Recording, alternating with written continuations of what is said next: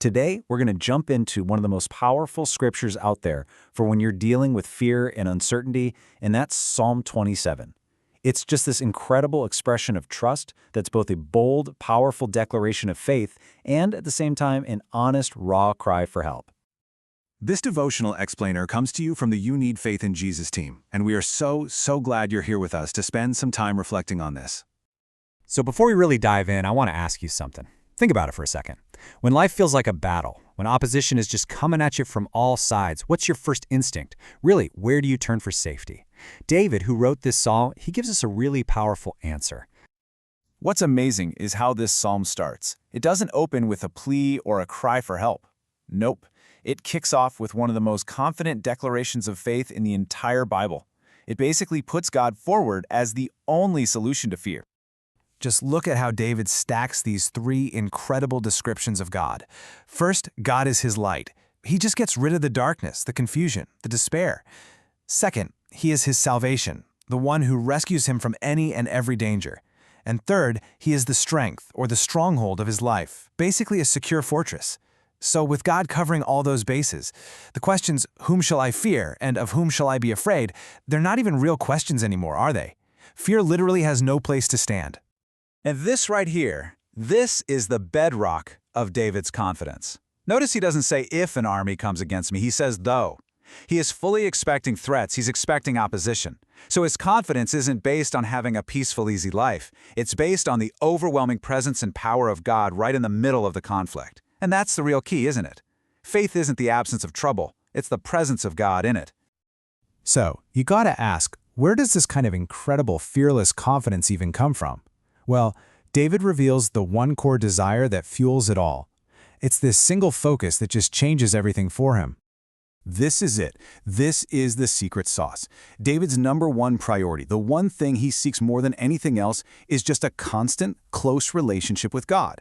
And this isn't just about hoping for heaven someday. No, it's about experiencing God's presence as a real, permanent thing, right here, right now, to just gaze upon who he is and to ask for his wisdom. That becomes his true security. And you see, because he prioritizes God's presence, God then promises to hide him in his pavilion, to keep him safe in a secret place, and to set his feet on solid rock, way above all the danger. Victory just becomes the natural result of that, with his head lifted up above all his enemies. Okay, so we're flying high on these amazing declarations of faith, but then the psalm takes this really dramatic turn. And this shift is so important because it shows us the authentic, vulnerable side of faith, which is every bit as important as the bold declaration. I mean, just look at this contrast. The psalm goes from these bold statements of confidence to this urgent, almost desperate plea for help. And this is so important. This isn't a contradiction. It's just a reflection of a real relationship. True faith doesn't mean you never feel scared or desperate. It means you know exactly where to take that fear and desperation, straight to God. So in verse 8, David responds to God's invitation to seek ye my face. And you might wonder, what does that even mean? Well, it's not about literally seeing a face. It's this rich biblical way of saying you should seek a personal relationship with him, his favor, his fellowship, his very presence. And David's heart just leaps at the invitation. He immediately says, "Thy face, Lord, will I seek." And to really drive home God's faithfulness, David uses the most extreme example of abandonment you can imagine, being forsaken by his own parents. He's saying that even if that most fundamental human bond were to break, the Lord's commitment is even more certain. God's love isn't just a backup plan. It's better than any other relationship. He will take me up, kind of like an orphan being adopted into this loving forever family. All right, so with enemies closing in all around him, David knows he needs more than just protection. He needs practical, step-by-step guidance to get through the dangerous path that's right in front of him. I mean, you gotta picture this. David was living completely under a microscope. His enemies were watching every single move, just waiting for him to mess up, to stumble. So his conduct, his integrity, that was all part of his testimony. He needed a clear, level, and righteous path to walk on, not just for his own safety, but for the honor of God's name. And so this is his prayer. Lead me in a plain path. Wow. What a powerful model for us, right? Especially when we feel like we're under pressure or scrutiny. It's a prayer for wisdom, for integrity. It's asking God to make His will so clear that we can just walk in it without tripping up, so that our accusers have nothing valid to criticize about our faith. So we've seen the declaration of faith, we've seen that core desire, the honest plea, and the prayer for guidance.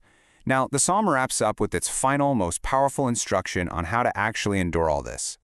Right here, David just reveals the secret to how he kept going. He's brutally honest. He says, "I would have completely lost hope. I would have fainted if it wasn't for this one specific belief." He was absolutely convinced he would see God's goodness not just in heaven someday, but right here, right now, in the land of the living. That active belief in God's goodness today is what keeps despair away. So, building on that conviction, the very last verse gives us this amazing three-step action plan. First, be of good courage. That's a choice. It's a decision you make in faith. Second, trust the promise that He shall strengthen thine heart. The inner strength you need, it comes from Him, not you. And finally, wait on the Lord. And this isn't a passive do-nothing kind of waiting. It is an active, expectant trust in God's character and in His perfect timing. So what's the ultimate takeaway from this entire psalm? It's really this. When you're face to face with fear, your victory isn't going to be found in your own frantic fighting. It's found in actively, courageously, and expectantly waiting on God with faith. And that just leaves us with one final question for you. As you think about this powerful message of hope that can just crush fear, who do you know? Who in your life needs to hear this today? Don't just keep it to yourself. Thank you so much for joining us for this devotional explainer, brought to you by the You Need Faith in Jesus team. May you walk in the light of His presence and in the strength of His salvation.